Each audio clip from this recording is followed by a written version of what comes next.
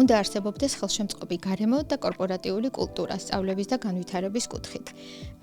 იქ, სადაც შესაძლებელია თქვა არ ვიცი და არ გეშინოდეს, რომ როდესაც რაღაც ახალს იწყებ და სწავლობ, ვიღაც დაგცინებს. ყველანაირი გზა და რესურსი არსებობს უკვე იმისთვის, რომ ნებისმიერმა კომპანიამ შეძლოს თანამშრომლის განვითარებაზე ზრუნვა. ისე უნდა დაატრენინგო, რომ სხვაგან წასვლა შეძლოს, მაგრამ ისეთი კულტურა უნდა შეუქმნა, რომ არ მოუნდეს სხვაგან წასვლა შესაბამისად. გარკვეული ასაკის მერე კომპანია ნაკლები ინვესტიციას ახდენს იმ თანამშრომელში, თუმცა ზუსტად აქ მინდა აღვნიშნო, რომ 45-50 წელი ზუსტად X თაობაა, რომელიც ყველაზე მეტად ლოიალურია კომპანიის მიმართ, ყველაზე მეტად აფასებს სტაბილურობას.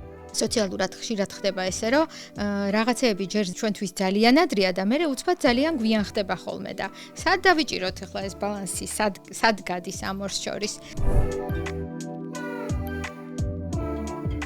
თანამედროვე სამყაროში ყველაფერი იცვლება და ახლა უკვე ძალიან სწრაფად, იმიტომ რომ ეს პროგრესი თავისთავად განაპირობებს ტემპს.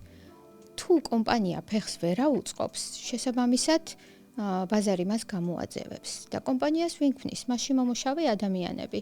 შესაბამისად, ეს ადამიანები უნდა განვითარდნენ, უნდა ისწავლონ, შექმნან სიახლეები და თავადაც იყვნენ დაბალანსებულად.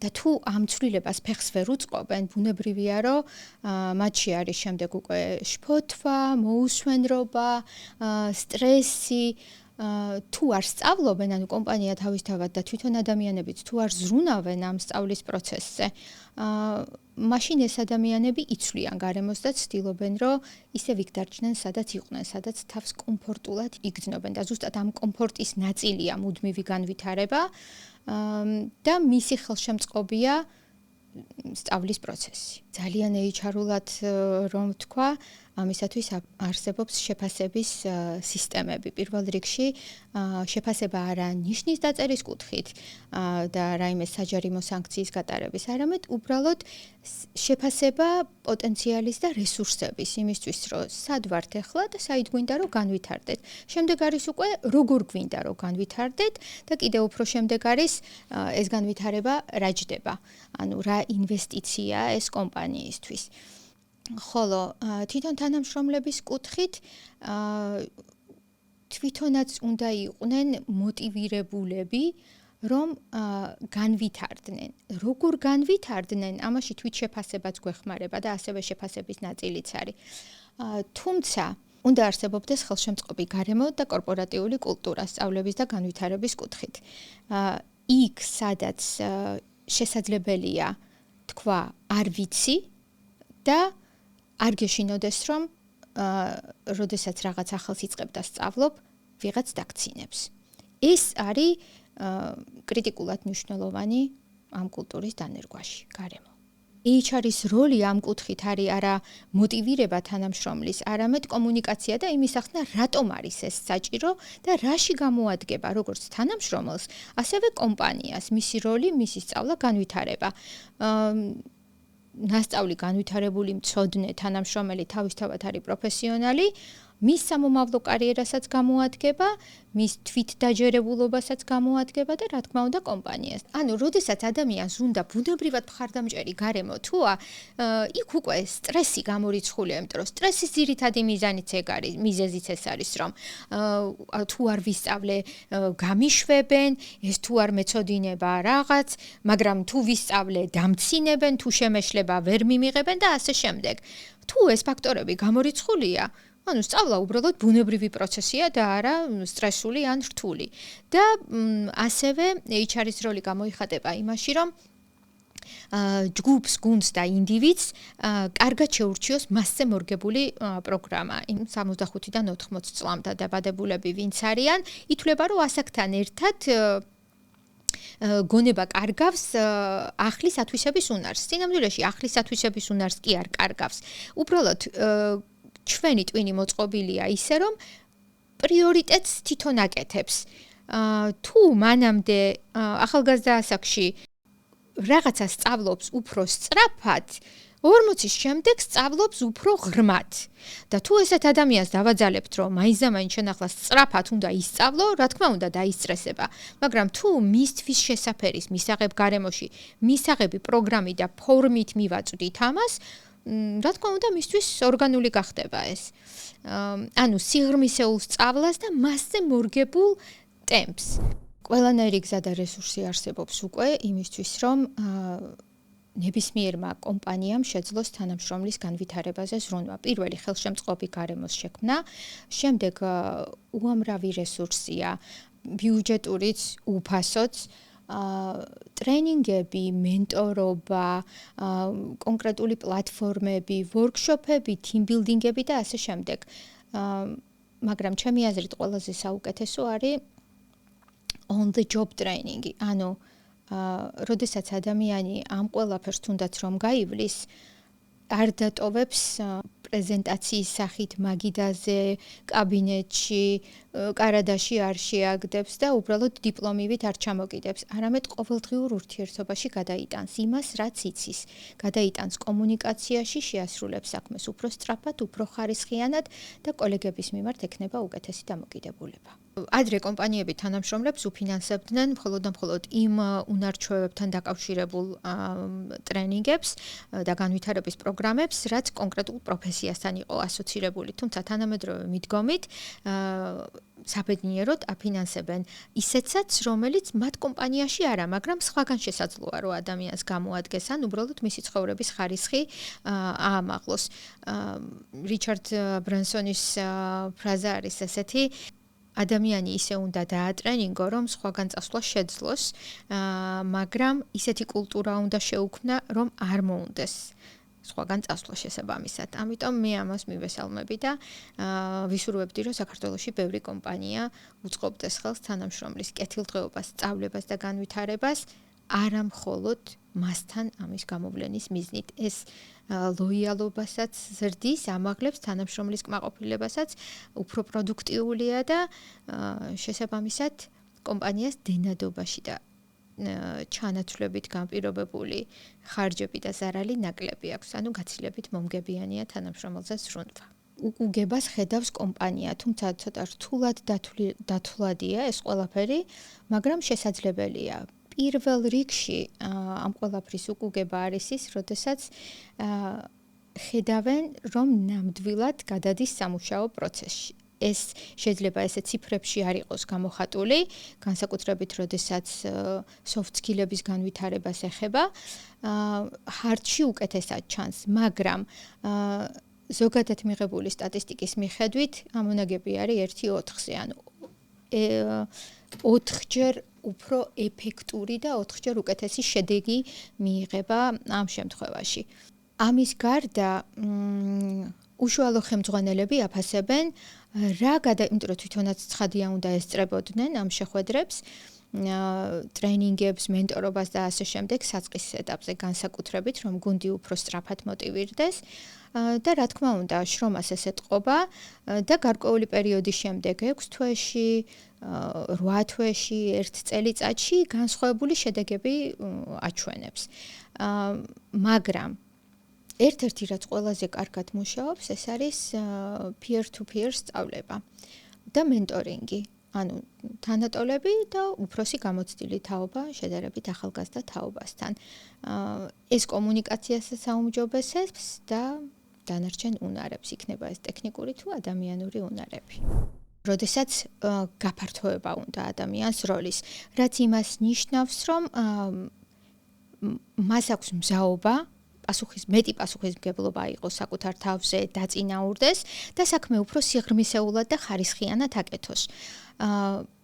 ყველაფერი იწყება კომუნიკაციით. ანუ HR-ს უნდა კონდეს თავის თანამშრომლებთან ძალიან ახლო კომუნიკაცია, მათ ხელმძღვანელებთან, ანუ მხოლოდ არა მათ ხელმძღვანელებთან, არამედ ზოგადად მენეჯმენტთან უნდა კონდეს კომუნიკაცია და კარგად იცნობდეს ბაზარს, კომპანიას და პულსი ეჭიროს შიგნით მიმდინარე პროცესებზე. ამის შემდეგ უკვე ამ კომუნიკაციით გამოვლინდება რატომ სურს ადამიანს სიღრმისეულად წასვლა როლის გაფართოება ეგრეთ წოდებული. ხანდახან ამის მიღმა შეიძლება უცნაურად მოგეჩვენოთ, მაგრამ ადამიანს უფრო მეტი დაფასებულობა სჭირდება. სულ ეს არის. ხანდახან ამის მიღმა ნამდვილად დგას ფინანსური ინტერესიც. ან უბრალოდ ცნობის მოყარეობაც, რომ უკეთესად აკეთოს თავის საქმე. რა შეეხება კარიერის ცვლილებას, აქაც საინტერესოა, რატომ სურს ადამიანს კარიერის ცვლილება. ისევ თავს დაფასებულად არ გრძნობს და იმიტომ თუ მართლა სხვა ინტერესი გაუჩნდა და მხოლოდ ამის შემდეგ უკვე არის შესაძლებელი რომ რაღაცა ქმედითი ნაბიჯები იყოს მიღებული. თუნდაც ამ ადამიანის კვალიფიკაციის ამაღლება, განსხვავებული ტრენინგების ჩატარება, შემდგომ უკვე სხვა დეპარტამენტში მისი სტაჟირება, იმ ცნობის მოყარეობის დაკმაყოფილება და თუ მერე გამოიკვეთება, რომ ადამიანს ნამდვილად უნდა კარიერის ცვლილება, თუ იგივე კომპანიაში არის შესაბამისი ვაკანსია ან გამოვლინდება, უპირატესობა მიენიჭება ამ თანამშრომელს და ესეც უკვე სასიამოვნო იქნება ძალიან, რაც არის უკვე ესეთი პრაქტიკა საქართველოშიც დამკვიდრებული და ძალიან მიხარია. ცოტა ფსიქოლოგიაშიც რო წავიდეთ, ყველასთვის ერთნაირად მნიშვნელოვანი არ არის და ზოგადად ადამიანებს სიახლის და ცვლილებების შიში აქვთ. ანუ რასაც ვერ ხედავენ, რაც ჯერ არ იციან, რაც ჯერ არ მომხდარა, აი ეს გაურკვევლობა მათში იწვევს შიშს და როგორ დავეხმაროთ, ზუსტად ეს არის, რომ გარკვეული სიცხადე შევიტანოთ მათთვის ამ კუთხით. რატომ არის კარგი განვითარება, რა სარგებლობას მოუტანს, რისთვის უნდა გააკეთოს და მას როგორ გაუადვილდება ცხოვრება ამ განვითარებით. თუ ასეთი ტიპის კომუნიკაცია იქნება, კითხვაც აღარ ჩდება, ანუ თავისთავად იმ ადამიანს უკვე ბუნებრივად უჩნდება სურვილი, რომ თვითონაც განვითარდეს.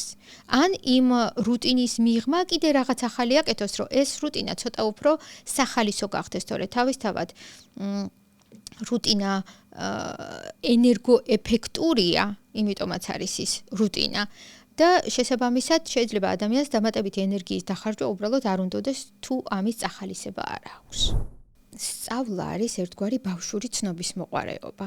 როდესაც რაღაც ახალს ხედავ, გრძნობ, გესმის, ეხები, ზრდასრულები მოგვიანებით ვერ ვიტყვი, რომ კარგავენ ამ უნარებს, მაგრამ სხვა მათთვის უფრო პრიორიტეტული უნარებით ხდება ამის ჩანაცვლება. ანუ მათთვის სწავლა და განვითარება უფრო დაკავშირებულია ვალდებულებასთან და საჭიროებასთან, რომ ასე თუ არ მოიქცევიან, მაშინ და რაღაც ნეგატიური, მაშინ აღარ იმუშავებენ ამ კომპანიაში, მაშინ ვერ მოიტანენ იმ სარგებელს, შემოსავალს და ასე შემდეგ. თუ დასრულისთვისაც შინაარსი დარჩება იგივე, რომ სწავლა არის სახალისო პროცესი და არა რთული, არა დამღლელი, არა დამთრგუნველი, არა საშიში და სახიფათო, მიიღებენ, პირიქით მოეწონებათ, რა კარგია, რომ ეგრეთ წოდებულ რაღაცნაირი ასაკის ჩარჩოები რომ არსებობს, რომ იმის მიუხედავად ეს კომფორტის ზონა გაარღვია, სწავლობს რაღაც ახალს ეცნობა, არ უშინდება სიახლეებს და არა მარტო სამსახურისთვის, თავისი ახლობლებისთვის, ოჯახის წევრებისთვის, ზოგადად სოციუმისთვის უფრო საინტერესო ხდება ადამიანი, რომელიც მუდმივად რაღაც ახალს სწავლობს. თუმცა საინტერესო ის არის, რომ ჩვენ ინფორმალურად მუდმივად ვსწავლობთ, მაგრამ ამას არ ვეძახით, უბრალოდ არ ვიცით, რომ ამას სწავლა ქვია. რაც იმას ნიშნავს, რომ სულ რამდენიმე წლის წინ მაგალითად სიტყვა ქრინჯობა არ ვიცოდით რა იყო. მობილურში არ გქონდა გარკვეული აპლიკაციები. ამას ხო ყველაფერს ვსწავლობთ. მე არ მეგულება ეხა ადამიანი, რომელიც დღეს გამოვა ქუჩაში და იტყვის, რომ არ მინდა მანქანა, მე სამსახურში ურმით უნდა წავიდე. ეს დაახლოებით იგივეა. ან არ მექნება მობილური ტელეფონი. აი სწავლა განვითარება დაახლოებით ესეა და იმ მობილურშიც ის აპლიკაციები არ გქონდა, ხელოვნური ინტელექტი არ არსებობდა, ამხელა ტექნოლოგიური პროცესი არ იყო და ხო მოვედით, ხო აქ ვართ უკვე. კიდევ უფრო სწრაფად განვითარდება, კიდევ უფრო მეც ისწავლის და ადამიანმა და ადამიანობამ რო აქტუალობა არ დაკარგოს, ამიტომ მანაც უნდა ისწავლოს. ესე მარტივად. თუ საკითხს ესე დავსვამთ, რომ მინდა სწავლა, მაშინ ხელის შემშლელი ფაქტორები უბრალოდ აღარ არსებობს, იმიტომ რომ სწავლა გახდა ძალიან ხელმისაწვდომი. მაგრამ თუ არ ვიცით, რომ სწავლა გვინდა და უბრალოდ მიზეზებს ვიგონებთ, რომ აი მინდა, მაგრამ იქ საინტერესოა რა ფაქტორები გვიშლის ხელს, ანუ რას ვიმიზეზებთ რეალურად, რას უყვებით საკუთარ თავს, რატომ არ მინდაო ან რატო არ შემიძლიაო. ისევე როგორც გვიან არის ან ადრეა სოციალურად ხშირად ხდება ესე, რომ რაღაცეები ჯერ ჩვენთვის ძალიან ადრეა და მერე უცბად ძალიან გვიან ხდება ხოლმე და სად დავიჭიროთ ახლა ეს ბალანსი, სად გადის ამ ორს შორის? სად და იქ რომ როცა რაღაც გვინდა, მაშინვე უნდა დავიწყოთ და გავაკეთოთ. ეხლა ეს მაშინვე როგორ ხდება? ერთი პატარა ნაბიჯით. ერთი ზარი ახლობელთან, ერთი მესიჯი, ერთი კითხვა, თუნდაც ხელოვნური ინტელექტისთვის, ერთი ახალი ნასწავლის სიტყვა და როდესაც ეს უკვე სისტემატური ხდება, მე ეს უკვე ბევრდება. ძალიან ბევრი мотиваცია და ლიტერატურა არსებობს ზოგადად თემაზე, რატომ არ არის სწავლა არასდროს გვიან. თუმცა ახლა ლიტერატურის მოყვანას არ ვაპირებ. იმაზე ახალგაზრდები ვიდრე დღეს ვართ, ხვალ არ ვიქნებით. და საუკეთესო დრო დასაწყებად არის ზუსტად დღეს. და თუ გვინდა რომ თავიდან დავიწყოთ, თავიდან პირდაპირ გაგებით თავიდანაც იგულისხმება. ანუ ცვლილება უნდა მოხდეს ტვინში. რატომ მიგვაჩნია რომ არის გვიან? რას ნიშნავს ეს ჩვენთვის? ჩემთვის პირადად არაფერს, გარდა იმისა, რომ ხვალ მართლა ვიფიქრებ, რატომ არ დავიწყე გუშინ. ამიტომ არის ამისთვის დღევანდელი დღე. ხოლო კარიერის ცვლილებას რაც შეეხება, აქ სიმამაცეც საჭიროა, ასე ვიტყოდი. შეუძლებელი აქაც არაფერია, მაგრამ საჭიროა მოკვლევა, დეტალურად გარკვევა ახალი კარიერის შემთხვევაში, სად, რა, როგორ და რაც მთავარია, რისთვის და რატომ. ანუ პირველ რიგში ამ კარიერის ცვლილების საჭიროება უნდა დავადგინოთ და მერე ყველაფერი დანარჩენი უკვე უბრალოდ ტექნიკურია, მასალის მოძიება, ნაცნობის მოძიება, ვინც დაეხმარება, ასწავლის, განავითარებს და ასე კურსებს ურჩევს და ასე შემდეგ. 45 წლის ასაკშიც იღებენ, 50-ის და 60 წლის ასაკშიც იღებენ. გააჩნია კომპანიას და გააჩნია ეს ადამიანი თავისი პროფესიონალიზმით და ადამიანური ღირებულებებით, რისი მომტანია კომპანიისთვის. ანუ თუ კომპანია ღირებულებას დაინახავს მასში, აუცილებლად მიიღებს და აიყვანს. თუმცა არსებობს, რა თქმა უნდა, და ძალიან რეალურია ასაკობრივი ბარიერებიც, იმიტომ რომ გარკვეული ასაკის მერე კომპანია ნაკლები ინვესტიციას ახდენს იმ თანამშრომელში, თუმცა ზუსტად აქ მინდა აღვნიშნო, რომ 45-50 წელი ზუსტად X თაობა, რომელიც ყველაზე მეტად ლოიალურია კომპანიის მიმართ, ყველაზე მეტად აფასებს სტაბილურობას და ყველაზე მეტი უკვე გამოვლილი აქვს ეს ტექნოლოგიური პროგრესი, დაწყებული იქიდან რომ ტელევიზორთან მირბოდა თავის დროზე გადასართავად და ახლა პულტიც კი აღარ ჭირდება, მობილურიდან შეუძლია რომ ეს გააკეთოს. მართლა ურმიდან პრაქტიკულად სკროლზე გადაჭდა. და რა ვიცი, კიდე ბევრმა პროგრესმა მის ხელში გამოიარა, ჩვენ ქვეყანაში თუ ვიტყვით, ყველაფერი გამოიარა ამ პერიოდში და ბოლოს პანდემიითაც დააგვირგვინა და პანდემიის დროს ასევე ონლაინ სწავლობდნენ, მუშაობდნენ, ჩართვები ჰქონდათ და ასე შემდეგ. ანუ ამ თაობამ ყველაზე კარგად აუწყო ფეხი თანამედროვეობას და ის რომ მას უბრალოდ ასაკი აქვს და ასაკი უბრალოდ მარტო ციფრი არ არის. თუ ამ ადამიანსაც სურს განვითარება, ბუნებრივია რომ ერთ-ერთი საუკეთესო თანამშრომელი იქნება. თან ამ თაობას სენდვიჩ თაობასაც ეძახიან. ანუ თაობა, რომელსაც ასაკოვანი მშობლები ყავს და მასზე ზრუნვა უწევს და რომელსაც შვილები ყავს, რომლებიც ჯერ კიდევ დამოუკიდებლები არ არიან. ამიტომ ამასაც თუ გავითვალისწინებთ, რომ ეს თაობა თავის შვილებთანაც ძალიან ადაპტურია და უფროს თაობასთანაც ზუსტად ეს ინკლუზიურობა მათთვის არის განკუთვნილი, ანუ ყველა თაობას შეუძლიათ, რომ გაუგონ, მოერგონ და ასე შემდეგ. ზოგადად ხელოვნური ინტელექტიც კი უკვე მხოლოდ ChatGPT-ით არ შემოიფარგლება. ძალიან ბევრია უკვე სხვადასხვა მიმართულებით და კომპანიები საქართველოში ნელ-ნელა უკვე იწყებენ დანერგვას პირველ რიგში ავტომატიზებული პროცესებით. HR-შიც მაგალითად ხელოვნური ინტელექტი უკვე რამდენიმე წელია რაც არსებობს განსაკუთრებით შერჩევის ეტაპზე. როგორ შეიძლება ნიშნავს იმას, რომ პირველ რიგში სწავლებით და სწავლით. ანუ თუ დადგას უკვე ფაქტია ეს ტექნოლოგიური პროცესი, მაშინ ტექნოლოგიას უნდა უწყოთ ფეხი და შესაბამისად უნდა ვისწავლოთ და ხელი შეუწყოთ იმას, რომ თუ რამე არ ვიცით, ვიკითხოთ, იმიტომ რომ კითხვა სამარცხვინო არ არის. არ ვიცით თქმა, სირცხველი არ არის.